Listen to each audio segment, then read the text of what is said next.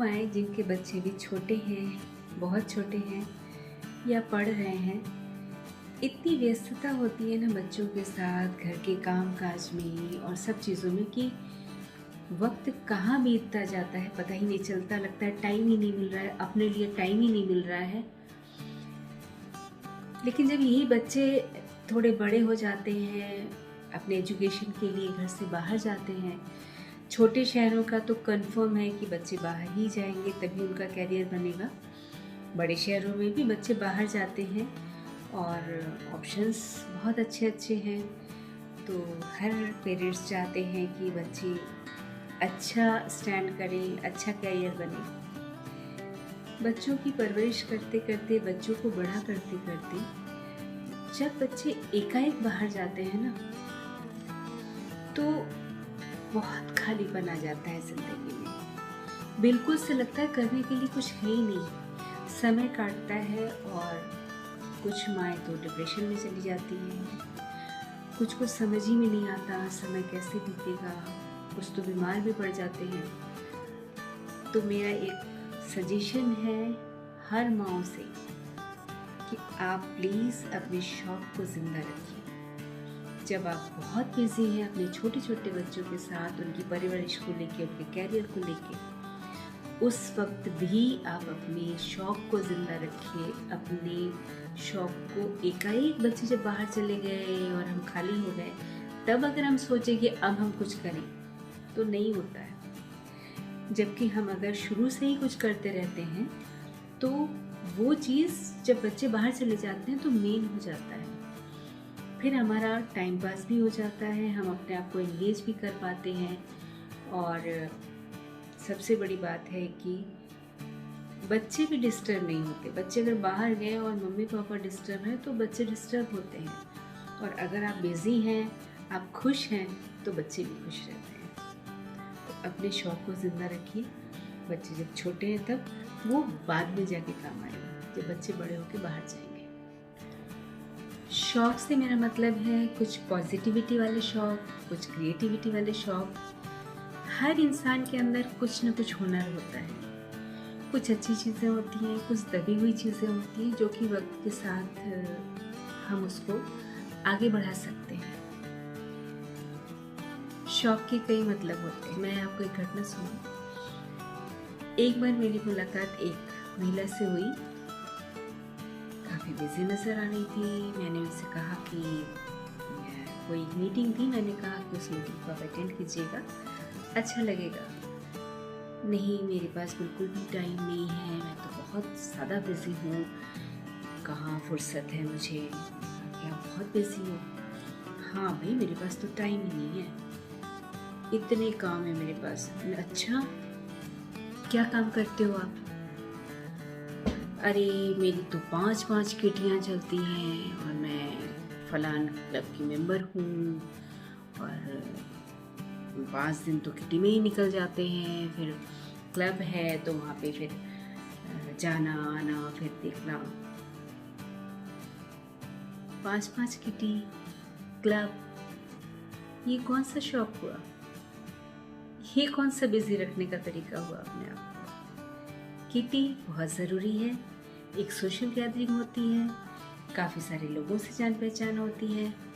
अच्छा है, किटी करना शौक नहीं है, किटी करना मजबूरी नहीं है, किटी एक सोशल गैदरिंग है।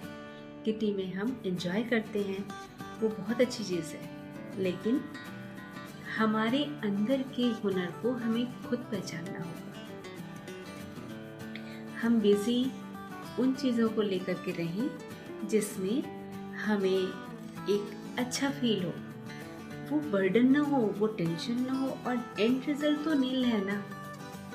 किटी में जाते हैं, कुछ पैसे इकट्ठे होते हैं और थोड़ा खाते पीते हैं, थोड़ा मस्ती करते हैं, ये ज़रूरी है, लेकिन ये मेन नहीं होना चाहिए। मेन होना चाहिए हमें अपने लिए कुछ करना, कुछ अच्छा करना, जिसको करने के बाद मेरे अंदर एक पॉजिटिव फीलिंग आती है और लगता है हाँ, मैंने कुछ किया, ये मेरी चीज़ है।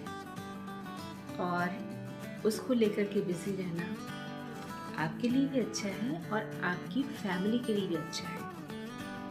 इसका मैं एक छोटा सा उदाहरण देती हूँ आपको। मैं बहुत साल पहले की बात कर रही हूँ, जब मेरे बच्चे छोटे थे और उस वक्त मैं बहुत बिजी रहती थी। तो उस समय की बात है, जाड़े का मौसम था और बच्चे छोटे होते ना, तो स्वेटर लेने हैं, पहले वाले स्वेटर छोटे हो रहे हैं। तो स्वेटर के लिए किसी ने मुझे बताया कि एक कॉलोनी में हम लोग रहते थे, तो उस कॉलोनी में एक कोई घर था जिसमें एक महिला थी, वो स्टिचिंग करवा करके देती थी। और बुने हुए स्वेटर तो बहुत अच्छे होते हैं, हाथ से बुने हुए स्वेटर तो बहुत ही अच्छे होते हैं।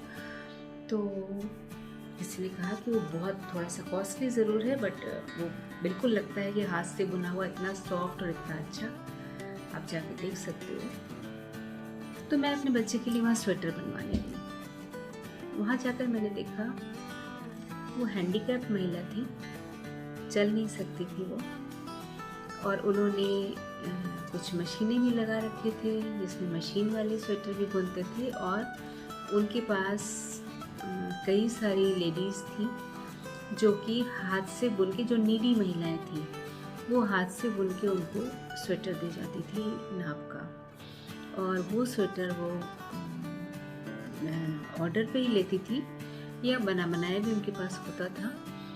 बहुत ही खूबसूरत, बहुत ही सुंदर।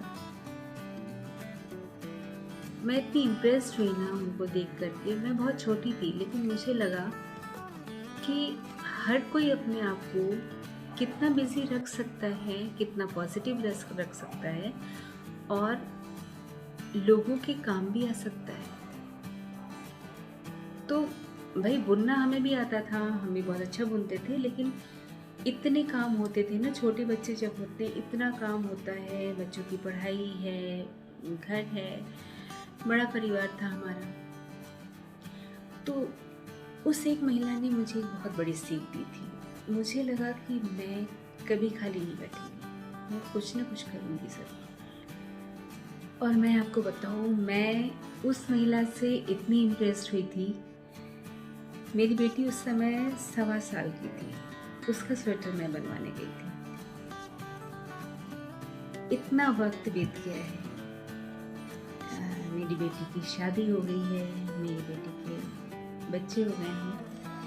उसके बाद भी वो स्वेटर जो मैं बनवाने गई थी, वो अभी तक, वो पहला स्वेटर जो मैं उनसे बनवाने गई थी, वो अभी तक मेरे पास है।